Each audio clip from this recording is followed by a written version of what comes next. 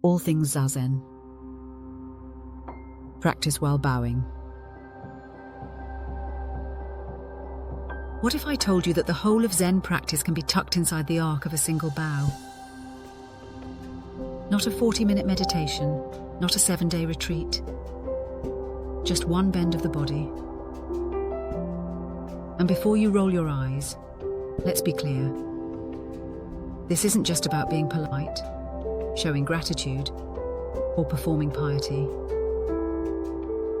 This is about how, while bowing, you can cycle through the essence of Zen practice, the activities of awakening, orienting, and letting go. Not once, but again and again, like a looped track playing on the simplest instrument, you. Awakening, first of all, isn't mystical. It's the activity of returning from thinking to this moment.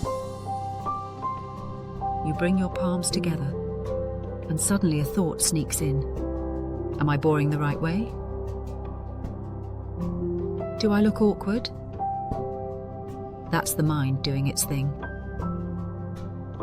Awakening is the activity of noticing that detour and dropping back into the sensation of your hands pressing, the steadiness of your breath, the presence of right now. 1 second you're lost in commentary, the next you're just here. That shift is the activity of awakening. But bowing doesn't stop there. After awakening, you encounter the second activity, orienting. This isn't about knowing north from south.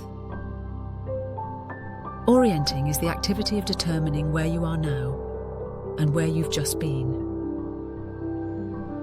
A moment ago, I was wandering in thought. Now I am lowering, touching the ground, breathing.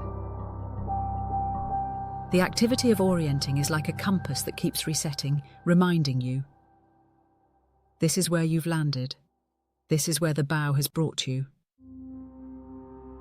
And the reality is, you are likely to orient several times in a single bow, perhaps while standing, perhaps while lowering, perhaps again when rising. The bow is never just one thing. And then comes letting go. Letting go is the activity of choosing that activity which remains when both awakening and orienting disappear. Here there is no commentary, no story, no subject, no object, and no distance. As the forehead approaches the ground, as the hands now support you, there is nothing else that is needed. The activity of the bow itself is sufficient. No need to grasp at meaning, no need to measure progress, no need to defend the ego. What's left is just the raw immediacy of bowing. That choice to return here, even if fleeting, is the activity of letting go. Here's the trick though. None of this happens only once. In a single bow, you may awaken and orient many times. You may let go, and then inevitably find yourself thinking again, and then let go once more. It's not linear, it's cyclical, it's inevitable, and it's so often disconcerting. And that's the deeper explanation. Neither life nor Zen practice marches in a straight line towards some final state that we determine. It circles, it repeats, it renews itself every time you bring the mind back, every time you notice where you are, every time you let the bow be enough. So the next time you bow, don't think of it as a polite formality. Understand it for what it is, a manifested practice. A single gesture, endlessly alive with the activities of awakening, orienting, and letting go. The bow is the dance. The dance is the practice.